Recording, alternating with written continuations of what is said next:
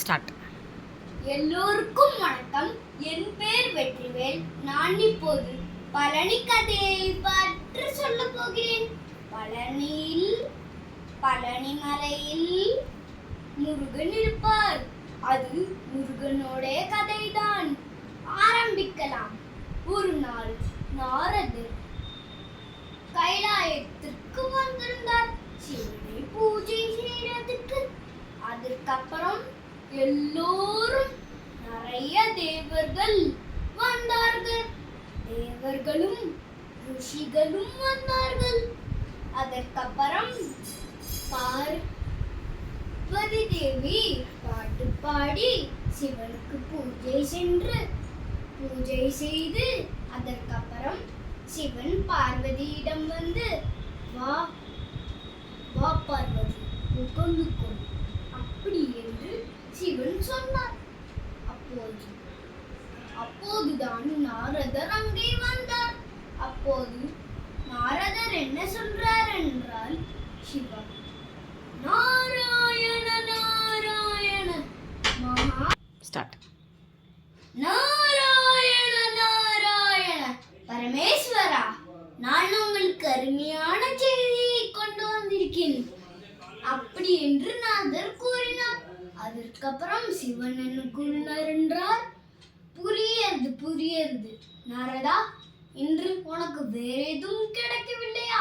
சிவா அப்படி என்ன வேண்டாம், நான் நிஜமாலே ஒரு சந்தோஷமான செய்தியை கொண்டு வந்திருக்கிறேன், விஷயத்தை சொல் அப்படி என்று பார்வதி கூறினார். அதற்கப்புறம் பரமேஸ்வரா, நான் ஒரு பழம் கொண்டு வந்திருக்கிறேன். இது சாதாரண பழம் அல்ல, ஞானப்பழம். அதற்கப்புறம் சிவன் இடம் நாரதர் பழம் கொடுத்து விட்டார். அதற்கப்புறம் பார்வதி ஒரு யோசனை கூறினார்கள். ஐயனே, நம் முருகனுக்கும் விநாயகருக்கும் இந்த பழத்தை ஏன் கொடுக்க கூடாது? சரியாக சொன்னாய். அம்மா அம்மா அம்மா அம்மா அம்மா பழம் எனக்கே. இல்லை, நான் தான் செல்லப்பிள்ளை. பழம் எனக்குத்தான்.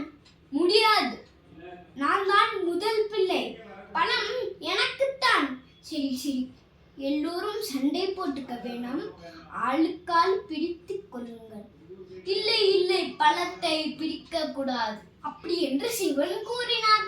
அதற்கப்புறம் பார்வதி எதற்கு சுவாமி அப்படி என்று கேட்டார். அதற்கப்புறம் சிவன் என்ன சொல்றார் என்றால், வேலவா விநாயகா, உங்கள் இருவரில் யார் இந்த உலகத்தை சுற்றி வருகிறார்களோ அவர்களுக்குத்தான் இந்த ஞானப்பழம். எனக்குத்தானே இதோ ஒரு நொடியில் சுற்றி வருகிறேன் அப்படின்னு சொல்லி முருகன் கிளம்பி விட்டார். அதற்கப்புறம் விநாயகர் என்ன கூறினார் என்றால், நாரதரே, அம்மையப்பன் என்றால் என்ன?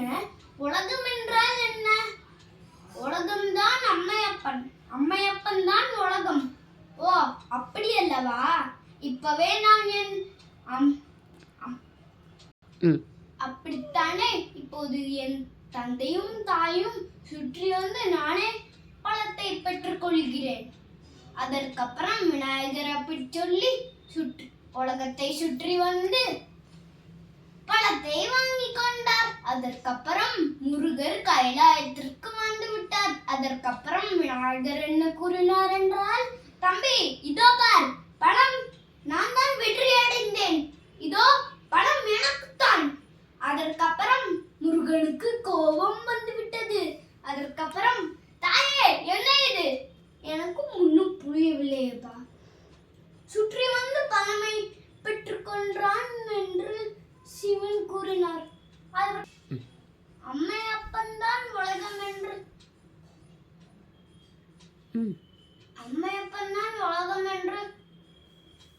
கூறினார். அதற்கப்புறம் எல்லோரும் ஒப்புக்கொண்டனர். சுற்றி வந்து பழத்தை பெற்றுக்கொண்டான். பேஷ், நல்ல நாடகம். எனக்கு எல்லாம் எல்லோரும் இருக்கும்போது நாடகம்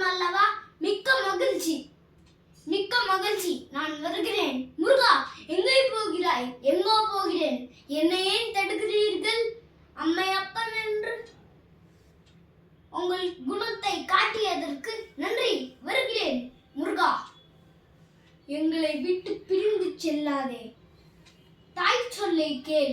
கேட்க மாட்டேன். தலை பிள்ளைதான் செல்ல பிள்ளை. இளைய பிள்ளைக்கு காட்டி அவங்களுக்கு இன்னும் ஒரு கடமும் எடுக்க மாட்டேன். எங்கே விட்டு எங்கே போகிறாய்? எனக்கென்று ஒரு உலகம், என் நாடு, என் மக்களோடு இனிமே இருக்க போகிறேன். முடிந்தால் எல்லோரும் என்னை அங்கு வந்து பாருங்கள்.